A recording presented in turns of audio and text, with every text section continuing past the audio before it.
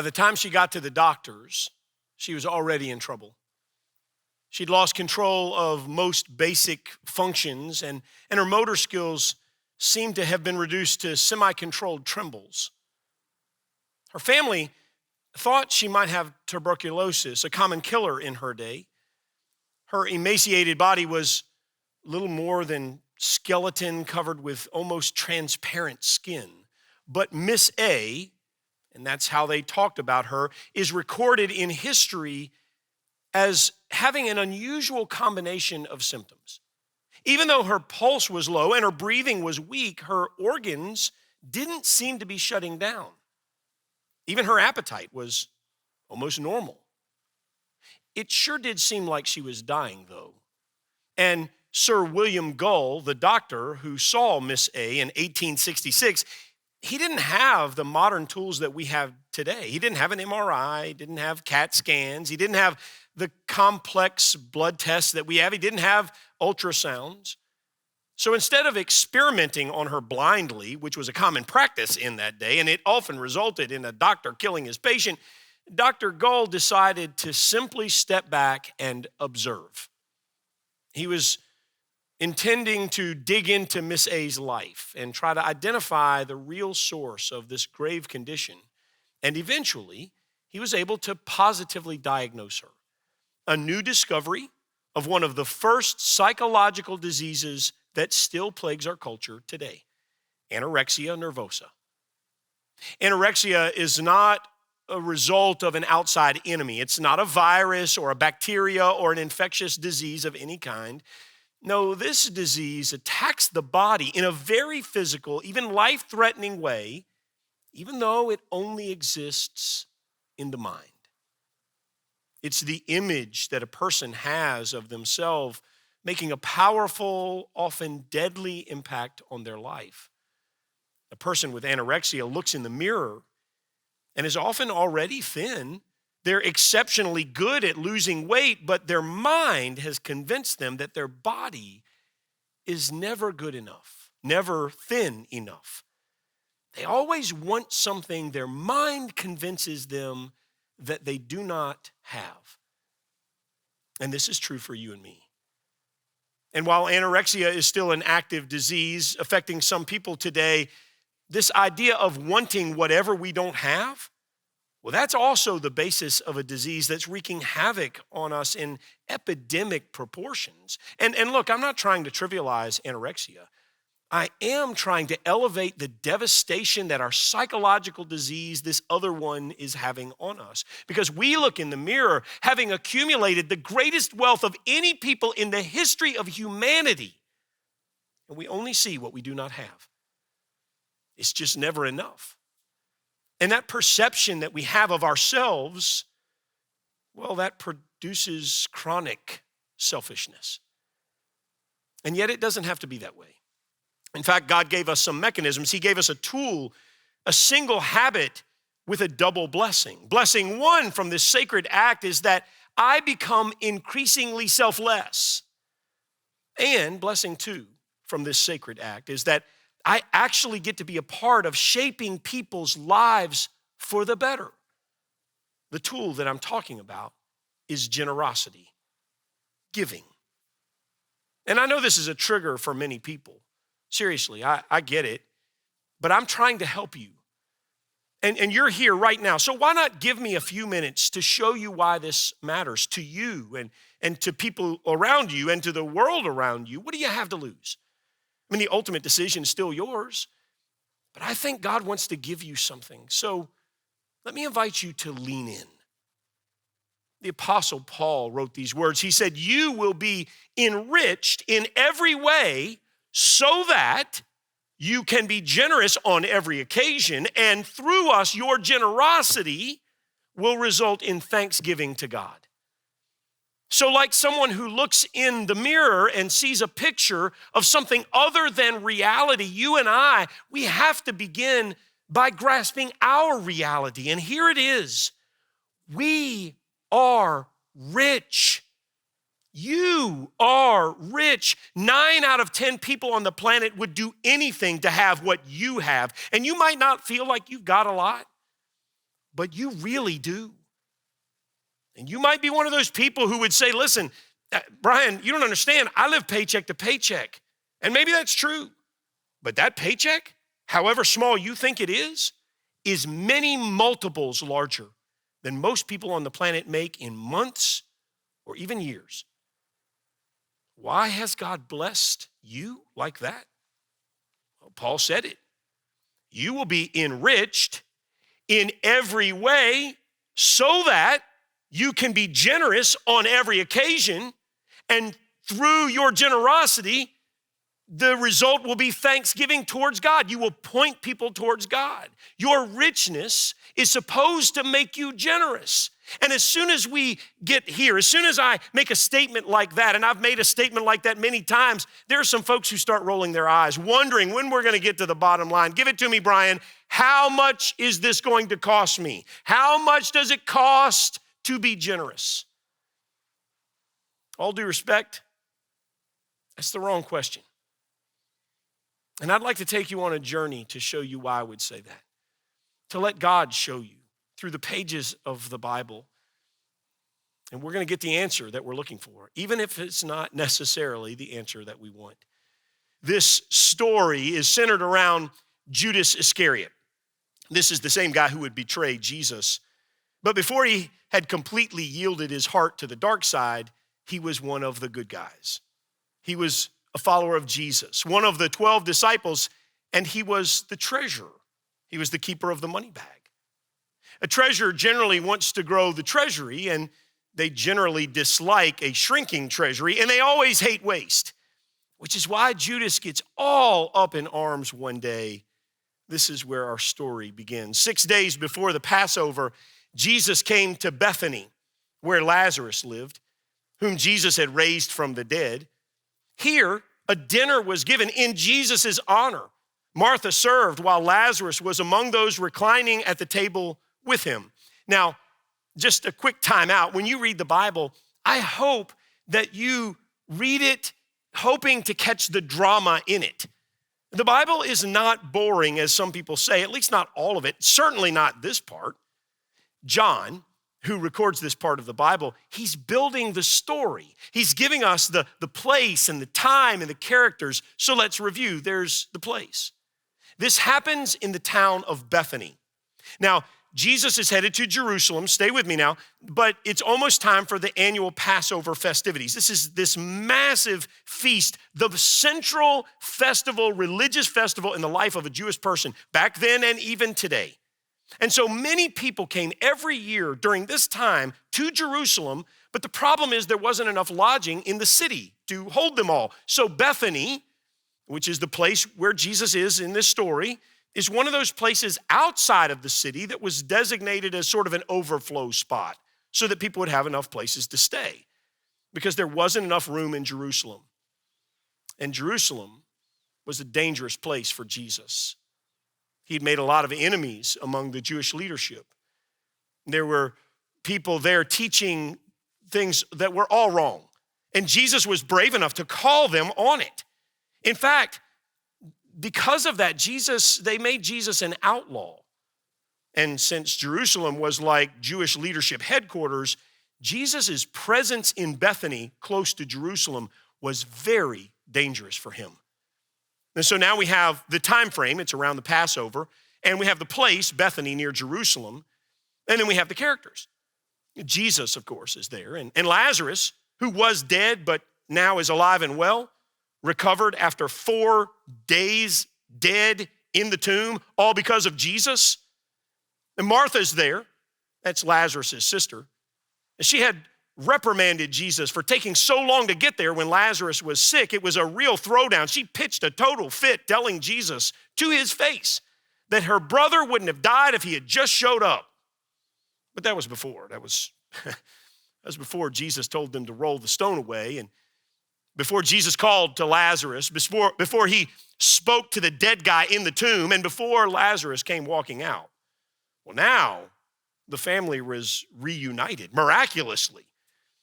And there was hope for the future and a new level of faith in God. And obviously there was belief that Jesus was God or the Son of God or at least a miracle worker. And naturally, they want to express their gratitude for what Jesus had done. But, how exactly do you thank somebody for a resurrection? Somehow a gift card or flowers or a new pair of designer sandals just doesn't quite cut it. So they think, of course, we'll throw a dinner in Jesus' honor. And we'll put together a guest list and make some calls and go to the store and start cooking. So Martha's running around getting ready, and Lazarus is sitting at the table with other people who have not yet been named. And that's when the conflict of the story happens. That's the setting. Now we get to it. So Mary took about a pint of pure nard, an expensive perfume, and she poured it on Jesus' feet and wiped his feet with her hair. And the house was filled with the fragrance of the perfume. Mary's not originally in the scene. She's not in the room, but she enters it abruptly. I imagine now, I'm picturing the scene. She comes in among all the meaningless conversation about the weather and how many people came to this year's Passover feast and is your steak tender enough? And she walks in with a mission. She's got some level of determination about her. And I imagine that she moves slowly with some level of reverence about it. And she goes across the room and beside the table and past the other disciples. And she goes around Lazarus. And the room eventually goes silent because people start looking at her. It's so obvious that she's not here to serve wine. She's here for something serious. And so she pulls out this flask that is filled with about a pound of very special perfume. In the original language, which is Greek, by the way, that John wrote this in, there's this unique Greek adjective used to describe this perfume. And honestly, in English, we really don't know exactly what that word means, but the gist of it is that this perfume is especially valuable, really expensive. And she takes the flask and she bends down and pours it on Jesus' feet. Not a drop or a dab or a little, or let's hold some back for safekeeping, but the entire flask. Today, it would be worth literally tens of thousands of dollars. And I was curious. I mean, is there really perfume that's worth that much? Do people really spend that much? I mean, do I just run down to Walmart or Target to find it? I wondered, is John, who wrote this piece of the Bible, is he exaggerating? I mean, he was kind of a preacher type, and I don't know if you're aware of this, but we are capable of embellishment. So I looked it up.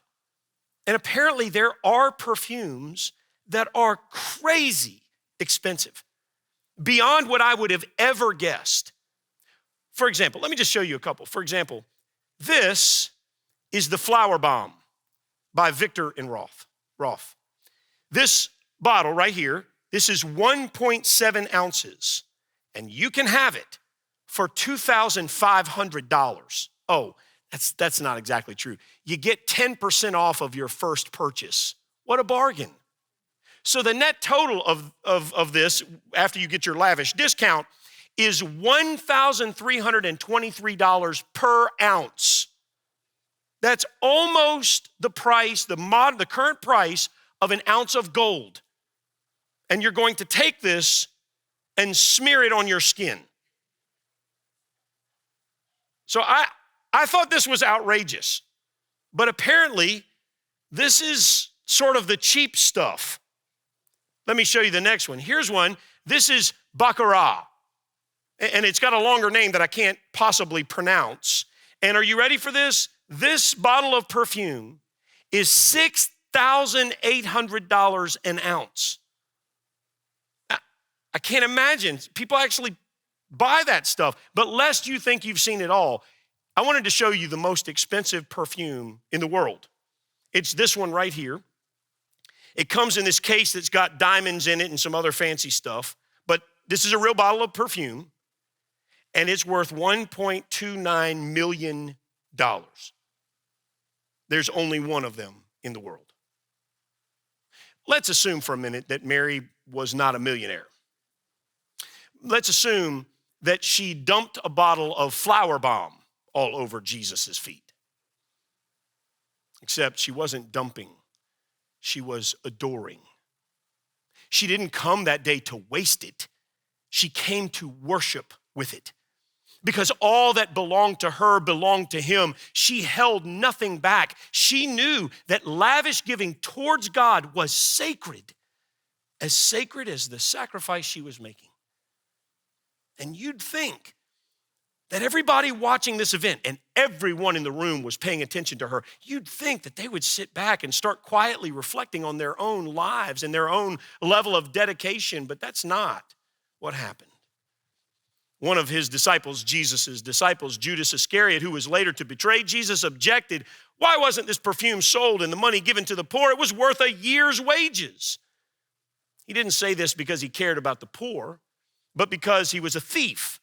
As keeper of the money bag, he used to help himself to what was put into it. "Leave her alone," Jesus replied. "It was intended that she should save this perfume for the day of my burial. You'll always have the poor among you, but you'll not always have me." And here's where the perceived waste comes in, of course. Judas was the treasurer of the ministry. He was the keeper of the money bag.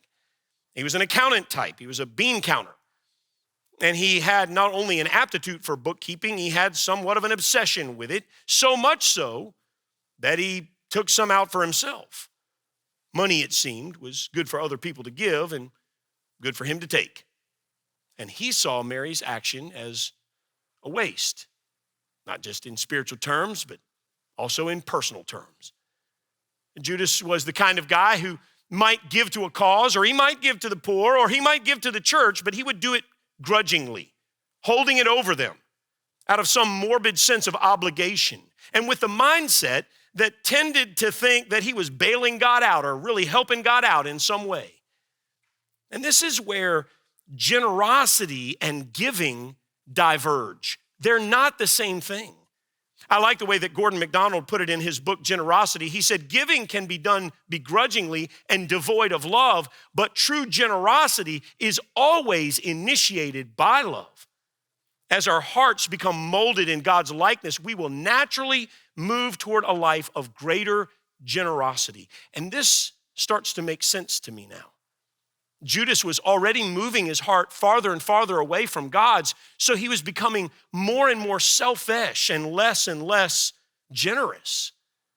In fact, for me at least, some dots start to connect now. So if you're a little lost, maybe you could come back and you'll see me put this together, because Paul wrote he wrote a letter to some followers of Jesus, and in it he said this. He said, every one of you, each of you, should give what you have decided in your heart to give, not reluctantly or under compulsion. We could say not begrudgingly, for God loves a cheerful giver. And some people just hang out here and take this one verse and leave it by itself. But listen, check this out. Just a few verses later, in the same letter, Paul writes the words that we read earlier. He says, you will be enriched in every way so that you can be generous on every occasion, and through us, your generosity will result in thanksgiving to God.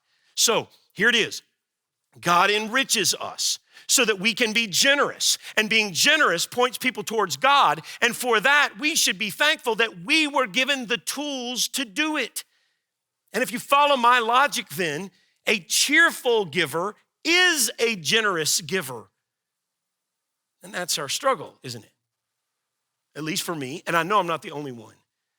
Because there's often a conflict between giving as an obligation, something I should do, but don't necessarily want to do, and giving as a privilege, as a gift that I get to. The case in point, I came home late one night from a meeting that had lasted a long time. It was a steering team meeting. They're kind of the senior leadership of the whole church around here. And we had this massive agenda, and we were highly productive, and we made a lot of critical decisions that really mattered. These are the kinds of meetings that are exhilarating when you're in them, and then they're exhausting when they're over. And so I get home that night. I pull in the driveway like midnight.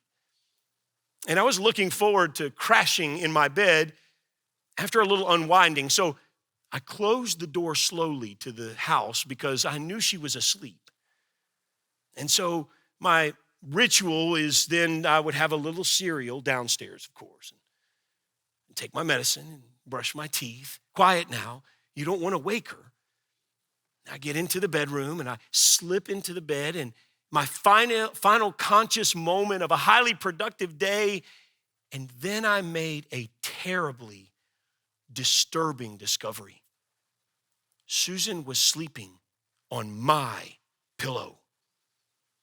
I have a very special pillow. It's a curved memory foam contour, something opedic thing. And when I travel, I take my pillow. I don't leave home without my pillow. I don't sleep without my pillow. But here I was without my pillow.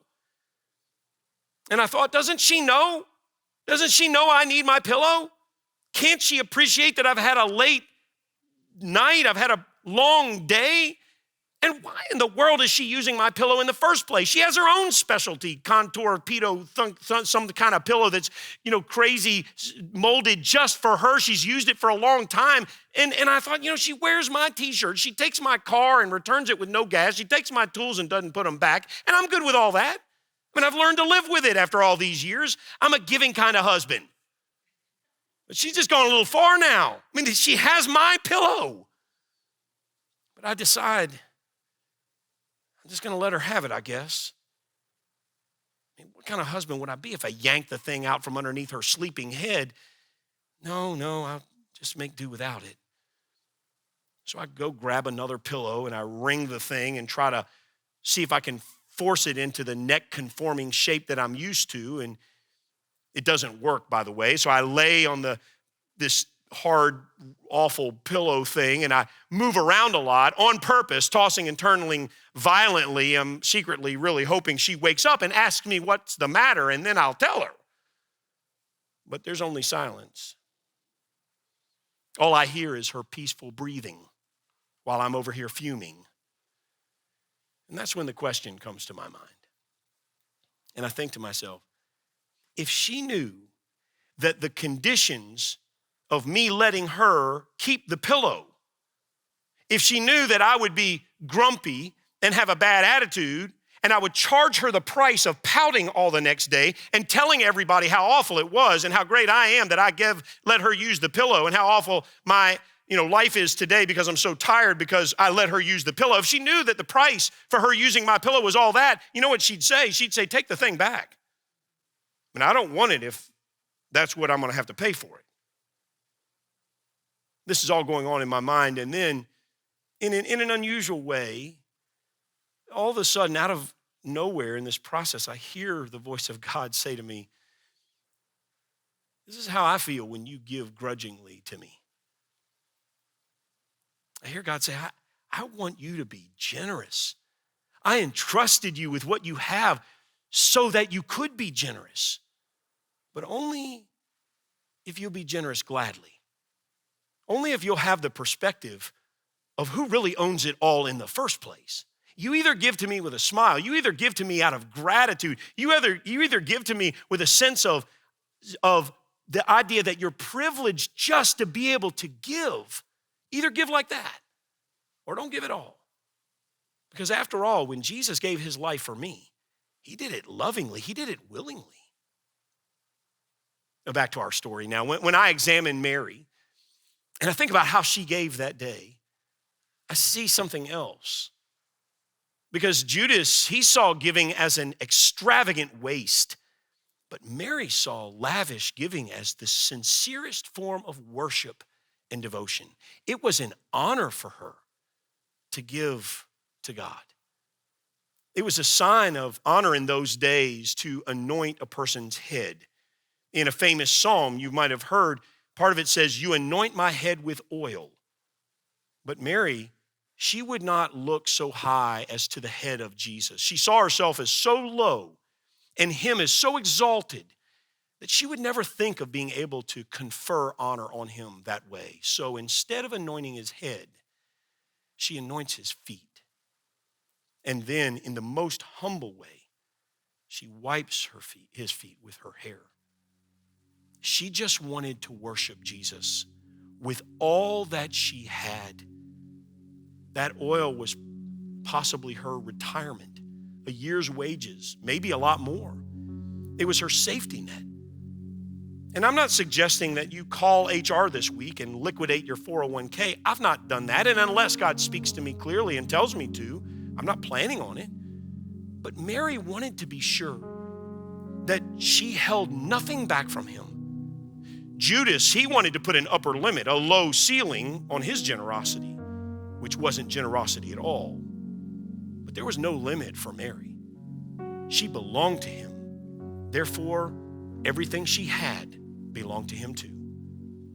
For Mary, giving was sacred. And in this story, she's the one we remember, not Lazarus, who lay there dumbfounded and speechless, or Martha, who missed the whole thing because she was in the other room, or Judas, who only cared about himself. No, we remember Mary, because for her, giving was sacred, not because there was anything particularly special about the gift, but because there was something perfectly holy about the receiver of it. So holy, in fact, that she surrendered her whole life to him. She wanted to show him that. She made room in her life for Jesus to fill all of her life. And that meant that there was nothing more valuable than he was to her. She surrendered completely. Will we?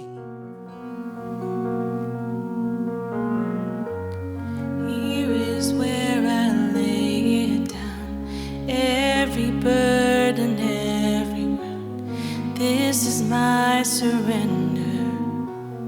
This is my surrender. Here is where I lay it down, every lie and every doubt. This is my surrender. And I will make room for you to do whatever you want to do whatever you want to. And I will make room for you to do whatever you want to do whatever you want to.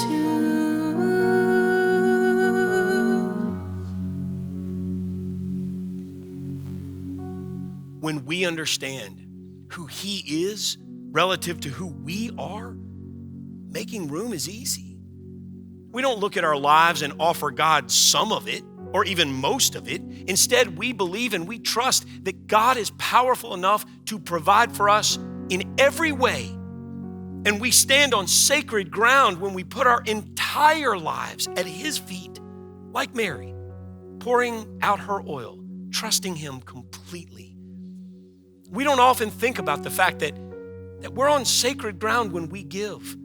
But the truth is, every time you click the button to give online, every time you drop an offering in a box, every time you give on behalf of the God who entrusted you with this wealth in the first place, we ought to treat it as a sacred moment. You're not paying a bill. God doesn't need your donation or a percentage of your income, but he does require your entire life. And if you're a follower of Jesus, 100% of your life belongs to him, all of it. When I give, I am acknowledging that I trust him. And it feels dangerous sometimes to say it, but I promise you this.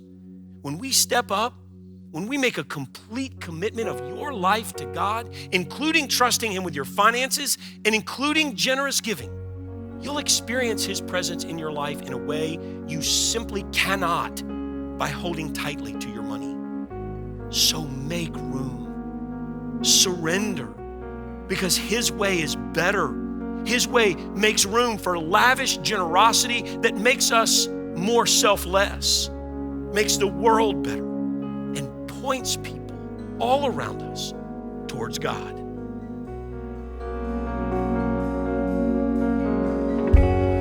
Here is where I lay it down, every burden, every crown. This is my surrender. This is my surrender.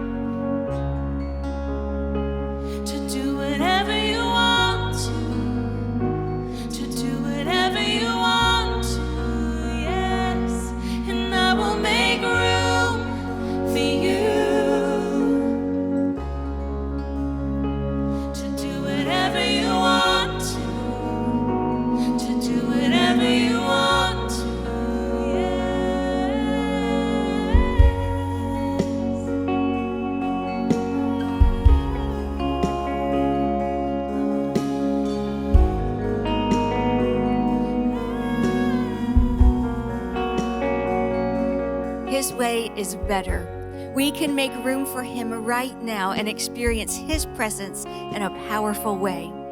If you're motivated to take a step toward being more generous, Pastor Brian did a follow-up video that will give you some practical steps for how to get there.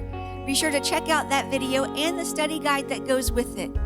Make room and watch God do something incredible. We'll see you next week.